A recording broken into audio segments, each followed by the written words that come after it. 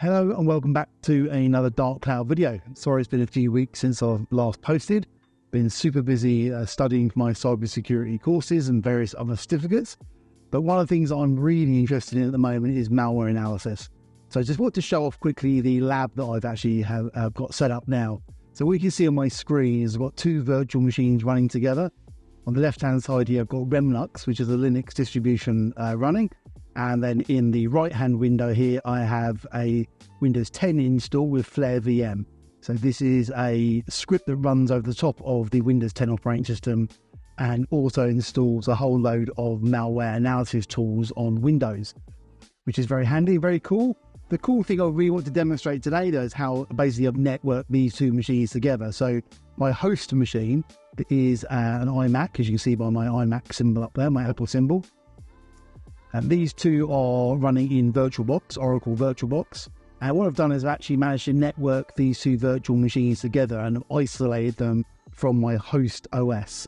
So in terms of detonating any malware in Windows here, it basically can't reach my own host network or any of the machines I've got in my home lab, which is obviously very good. It would just be isolated here between this machine and Remnux. But of course, one of the things about some of the malware samples that I'll most likely be playing with is that they'll be looking for second stage payloads. Very common for malware and viruses to, once infected in the system, reach out to a domain name and try and download a second stage payload of some kind.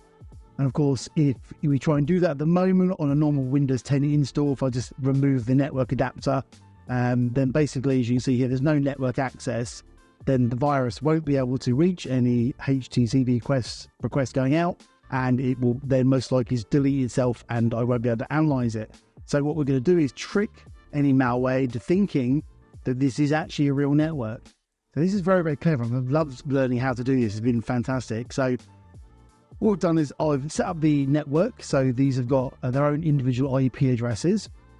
And I've actually just gone into this machine here. Let's have a look at my network settings.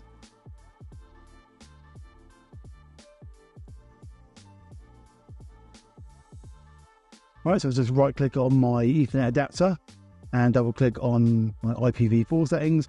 What I've actually done is set the DNS server to the IP address of this Remnux Linux machine here. Okay, so just save that, come out. Okay, so I can to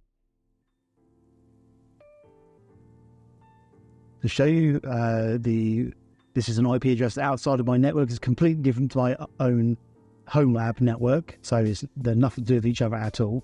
And I shouldn't be able to ping something like Google. Okay, but what will happen here is I'll get nothing basically. It can't reach Google. So, and it'll be the same here on Remnux as well. This won't have any access to the external internet. So what we're going to do, okay, so now I'm just going to open up a terminal and run this program, INETSIM. And I've had to enable the DNS service because it's not actually enabled by default. But now that simulation is running. So basically what's going to happen now is that this Windows machine, anytime that it looks out to go on the internet, is basically going to be served data and replies from this Remnux machine, and in particular INETSIM. So let me just show you. So if I go to google.com, which wasn't working a minute ago, well, now get served is a default INETSIM HTTP page.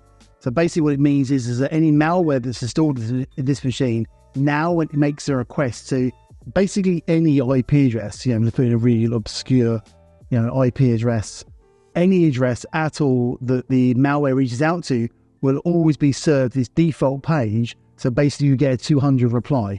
So the malware will think that it's on the internet. All right, there we go. So go to yahoo.clients.com. Okay, obviously, a malware might look out to an odd address, evil malware service.com. There you go. Even with an incorrectly formatted domain name actually still reaches the 200 evil. Oh, if I could spell it might help. Evildomain.com. So let me show you one really other amazing feature about this particular setup that we've got going here. Is that, again, a lot of these malware programs will reach out to a command and control server. Like we're using here is evildomain.com. So the malware will detonate in the background and will reach out to a domain and try and pull down a second stage payload in the background without you even knowing. So what's going to happen here is it's going to do that, and Remnux here, this INETSIM, will service a HTTP 200. So it will think that it's actually reached out and successfully hit the command and control center or the domain it's looking for. But what if it actually wants to download a second stage payload? Of course, if it doesn't get any response and actually download a file, it's possible that then the malware will still then self-destruct, terminate, and completely delete itself, and enabling, stopping us from being able to analyze it properly. So what INETSIM here will actually do is, if, let's say, for instance, the malware reaches out to the evildomain.com and it's looking for a file, let's call it second stage.exe, look what happens.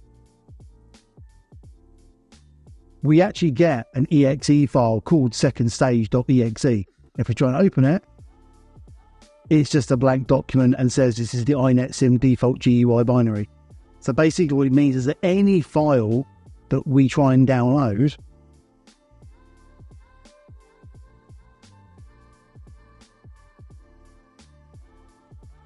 okay, so let's say if the malware is reaching out for this second stage payload called getscammed.exe, enter, look what happens.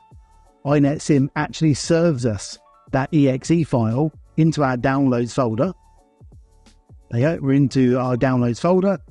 So as far as the malware is concerned, it has actually achieved its job. It's reached out to an online server, it's received a HTTP 200 reply, and it's then requested a second stage payload, and that command and control server, it's not really, it's INETSIM, has actually then serviced a exe file under the name it's requested, and thus the malware will think that it's downloaded its second stage payload and will enable us to keep analysing it. So very, very clever. It's taken me a few hours to get this set up, followed a couple of online tutorials, but it's worked really, really well, and it's a great setup.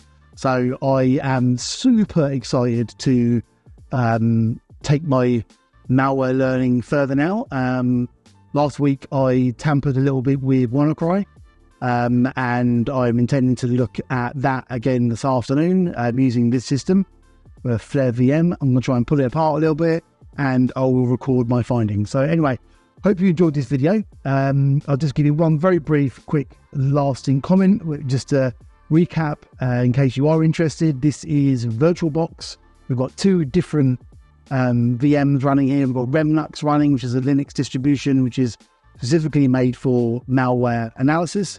Then in the other VM, we've got Windows 10 running, and over the top of that, we've installed Flare VM, which it gives us all the different tools for malware analysis in Windows as well. So looking forward to getting started. So if you've not subscribed and you're interested in malware analysis and cybersecurity, make sure you hit that subscribe button. Give me a like as well if you fancy it, and look out for the next few videos. Thanks very much for watching. Bye-bye.